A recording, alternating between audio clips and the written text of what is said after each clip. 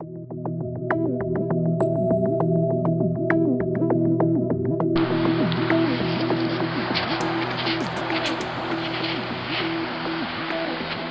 how you guys doing? This is Roger with Back to the Basics.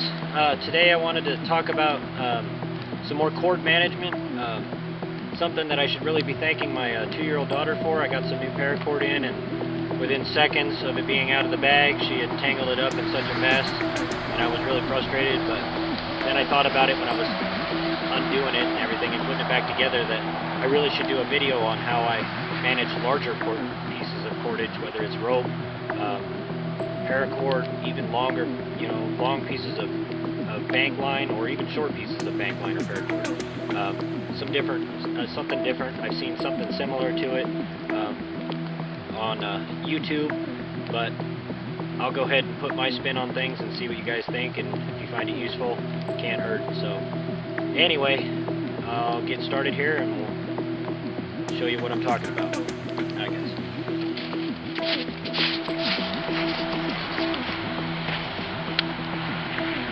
Alright guys, so here's my little deal here. Here's 100 feet of paracord.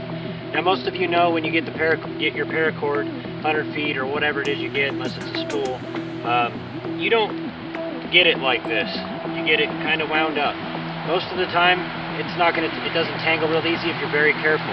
But if you have a 2-year-old like I do, and she just grabs it, throws it in the air, and then you have a giant mess. And to be quite honest, this is probably the best way to carry any cordage that you don't plan on using often, or even if you do, I'm going to show you a way here that that'll help you get it set up so that it's quick and easy and painless and won't tangle on you. So we'll get started here. Let me untie this. We'll simulate my 2-year-old daughter here, and I'm going to go ahead and unwind everything that I did earlier.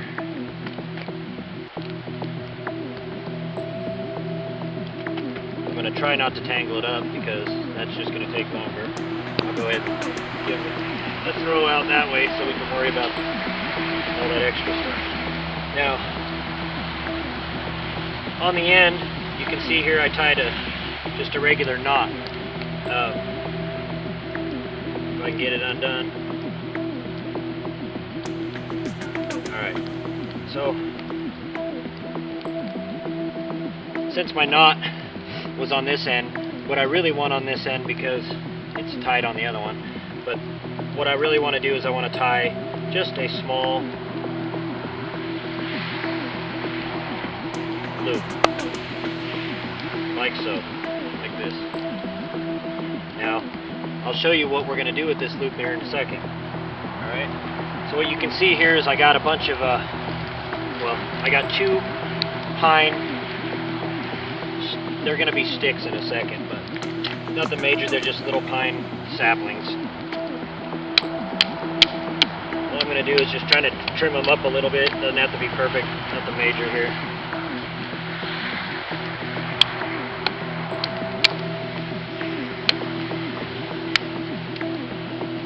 Most of it can be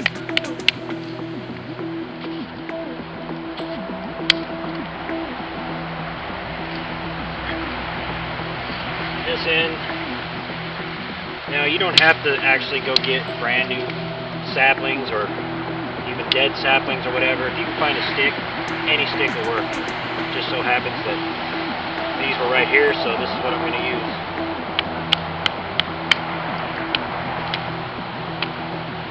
Just try to clean it up a little bit so I don't have to worry about snags or anything else. So then, do the same thing on this one.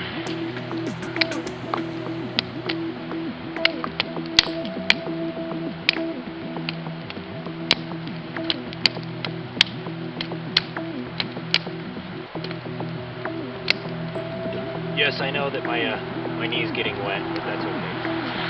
I'm only coming out here to do this video, which is the only reason that I would let my knee get wet in the snow, because as soon as I'm done with this video, I'm going back in the house to edit and upload this video. But you should be concerned if you're out there and going to be out there a while, not to get yourself wet like that. Kneeling in the snow or whatever, you need to find something to kneel on that's dry. Had to throw that in there because I know somebody will say something. Somebody out there always has something to say, including me. So, anyway, let me get my twigs out of the way so they don't become a hassle later. Alright, so as you can see, got my 2 sticks. Now, I'm going to look around for something to hammer with. A rock, something. A couple up there. I'll be right back. Oh, there's one right here. Perfect. Snow on it. That's okay. Alright, now hopefully you guys can see this. The reason why I'm doing this in the snow, there is some dry patches, is so that you guys can see the white background and I have black paracord. So what I'm going to do is I'm just going to take this thing right here and I'm just going to pound it into the ground. Now I kind of want to angle it out a little bit, and I'm going to do the same thing over here. So you want a slight V in this. Get it down pretty close to the ground. If you don't have lots of cordage or whatever, then leave it up higher. But I just have paracord, so it's no big deal. There's spread some of the snow out here. Alright, now I'm going to place this one about as long as I want my paracord loop to be. I'm just going to lay it down right here. Nope. Get a rock or something. No, that's too crooked. Let's try again. There we go.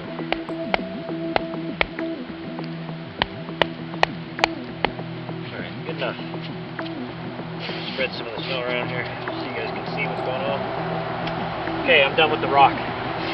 Now, remember I made this loop, and the reason why I made this loop is so that it would go over one of these pegs. Now, whatever side you start on, you'll want to get used to doing that. I usually start on the left, so I'm going to put this on the left side. So that you always have your loop on the left side. There's a little bit of a branch sticking out on this. Trim that off a little bit. Alright, so now I have my cordage and I'm getting ready to roll it up. I've already used it for a tent, or a tarp, or whatever it is that I had to use it for, and now I want to put it away and stow it in my backpack without having to get all tangled up or having to cut it down or whatever. All I'm going to do, and I hope you guys can see this, is I'm just going to go around. I'll start over. I start out with my loop on this side. All I do is go around, and all I'm doing is making a figure 8 around this. Okay, push it down a little bit, figure 8. I'll do this as quick as I can so that we don't take up too much time on the camera. And if they start to get high up or whatever, just push them back down and continue. I'm gonna get dirty. Try not to get dirty. You ever seen a bushcraft guy out here try not to get dirty? That's me. So just keep doing this back and forth.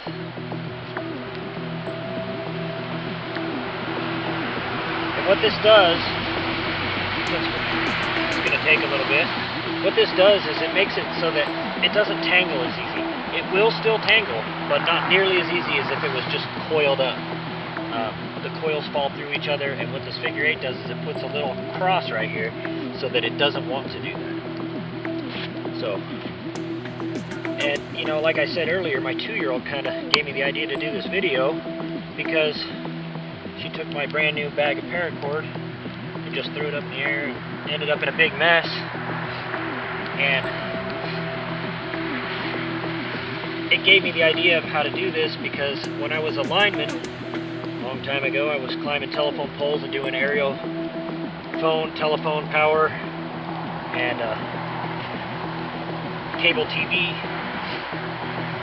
construction, and this is how we usually coiled up our fiber optic cables.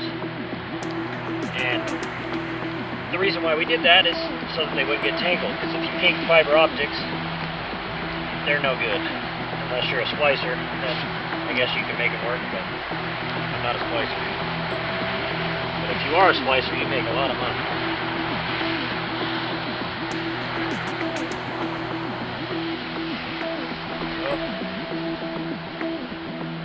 Getting down to the end here. Almost done.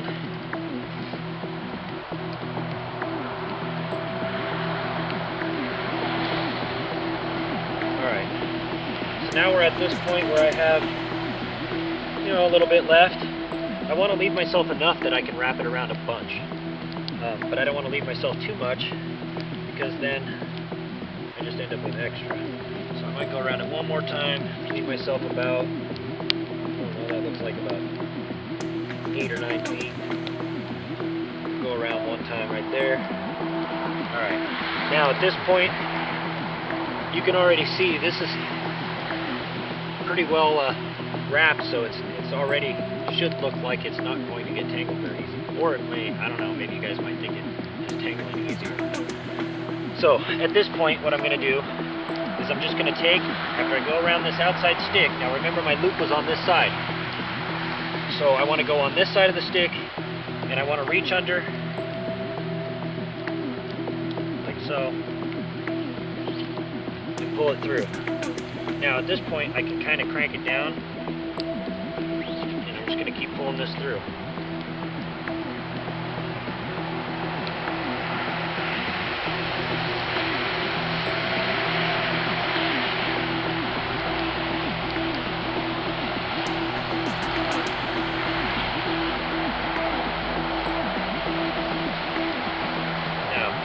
Got about 4 wraps on there. And what I'm going to do is I'm going to take one of these pegs out so that I can wrap this a whole lot easier. Actually, I'll take the whole thing off of the pegs here. So what I'm going to do is just pull my pegs out like so.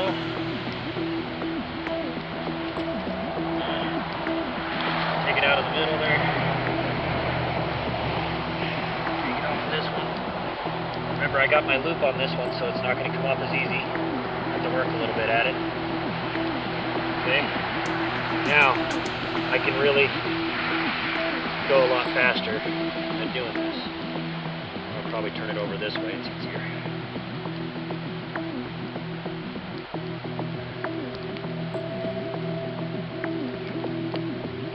And I'm pulling pretty tight every time I go around here. It's important that I get around all of the strands that are hanging, otherwise it'll just become a pain later. So every couple wraps I'm pulling real tight. And you'll see that store-bought rope is pretty much done the same exact way. Rope, that is. If you go to like Walmart, get some nylon rope or cotton rope, it's all done pretty much the same way when you buy it. It's got a nice piece of plastic around it, shrink wrapped or whatever. It'd be really cool if people that sold paracord started wrapping this like this, so that we make our job easier out in the field. Anyway, just keep going. Starting to run out a little bit, that's okay. Probably could have left this end a little bit longer, but you guys get the point.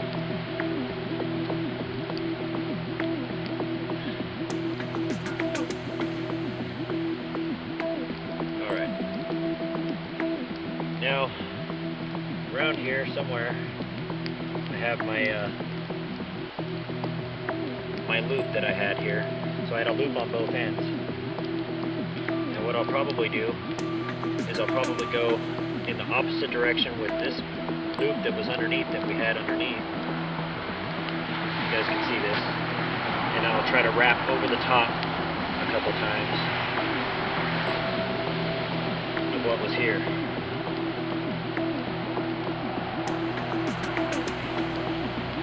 Then I can take my 2 loops and I can just pull it tight. Now, not totally secure yet, maybe one more knot, but you see what we got going here. So now I have a nice tight bound, you know, piece of cordage, 100 foot, nice and tight. This is solid. You can bend it around and straighten it up or whatever. And then when you go to undo this, it's real simple. You're just undoing this little knot right here. And even then, I've already gone through it once, like this, and cinched it up. Now I could probably go back through one more time. Hopefully you guys can see this on the camera. I'll go back through that same loop. Like so. Now it's solid. Anyway, and this is how to carry long pieces of cordage or rope. So all you need is some sticks. There is another method, and really don't want to untie all this to show you this method, but I'll be right back and I'll show you the other method. So here I got a short piece of cordage. I wouldn't probably wrap this up like I'm about to show you. I'll probably do my short cordage that you've seen in my earlier videos method for my shorter pieces. But what you do is you just take it in your hand like so, put the tag end there, in the palm of your hand, and then you come around your thumb, same thing, figure 8. And then once you get started, you can spread your thumbs out, your thumb and your pinky out a little bit and your hand out, so that you get a little bit longer piece of cordage, or a longer loop, or whatever you want to call it. And all you're doing then is just alternating back and forth. And again, you leave yourself a little bit to work with. Slide it off your fingers there, and start wrapping. With these, I'm not too particular about how perfect they are, but it's another way to carry them without them so that they don't get tangled up. And I'll try to usually get these loops lined up so that I can come through just like you would tie, like, I don't know, maybe electrical cord. I've done that with electrical cord, tied cordage this way, or electrical cord this way, rope, pretty much everything. And then you end up with something like this, which you could slip a D-ring on and hook it up somewhere. So we got a little piece of paracord, big piece of paracord, and here's one that I did the same way with bank line. Another one with bank line. Anyway, you can see. I don't know if you guys can see that. There's a little bit of bank line. I think that's probably about, I don't know, I'm gonna guess 15 to 20 feet. This one's probably about 10 feet. Now I know there's a lot being said about, or a lot of people teaching different ways and not to cut cordage. That's probably a good general rule, is to try not to cut your cordage. But to me, it just takes a long time to not cut my cordage, to try to figure out certain ways to do something when I don't have to worry about it. So if you carry enough with you, then don't cut it.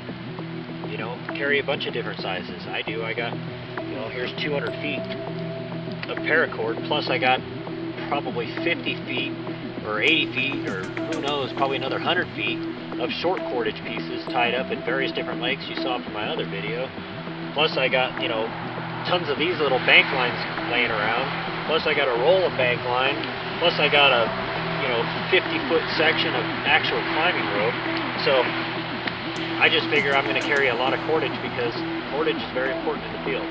So anyway, just wanted to show you that. Hope you guys found it interesting or entertaining or somewhat educational, and we'll look forward to seeing you guys on the next video. I appreciate you guys watching. I appreciate all the subscriptions. I appreciate all the views.